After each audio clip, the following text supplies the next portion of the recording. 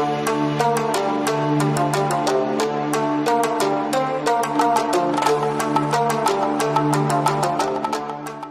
اللہ الرحمن الرحیم۔ السلام علیکم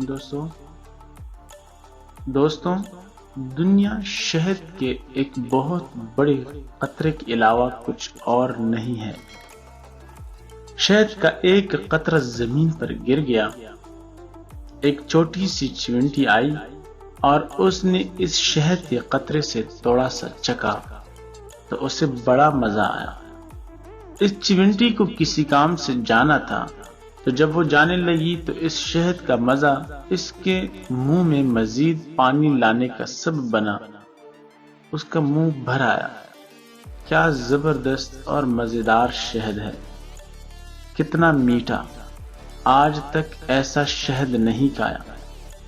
وہ لوٹی اور شہد میں سے تھوڑا سا اور چکھ لیا۔ اس نے دوبارہ جانے کا عزم کیا، مگر اس نے محسوس کیا کہ یہ تھوڑا سا شہد کھانا کافی نہیں ہے، اسے اور کھانا چاہیے۔ وہ رکی اور اس مرتبہ کھانے کی بجائے شہد پہ گر پڑی تاکہ وہ کم سے کم وقت میں زیادہ سے زیادہ لذت حاصل کر لے۔ وہ چیونٹی شہد میں غوطہ زن ہو گئی اور لطف اندوز ہونے لگی، مگر افسوس کہ وہ شہد سے باہر نہ نکل سکی۔ شہد کی چکنائی کی وجہ سے اس کے پیر زمین سے چپک گئے تھے اور اس میں انہیں ہلانے کی طاقت نہیں رہی۔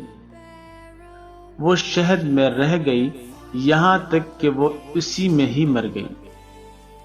اس کی لذت اندوزی نے شہد کو ہی اس کی قبر میں تبدیل کر دیا۔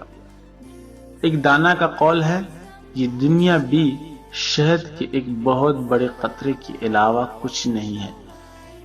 بس جو بھی اس قطرے شہد میں سے توڑا اور بقدر کفایت کھانے پر اکتفا کرے گا وہ نجات پا جائے گا، اور جو بھی اس شیرینی میں غوطہ زن ہوگا ہلاکت اس کا مقدر بن جائے گی۔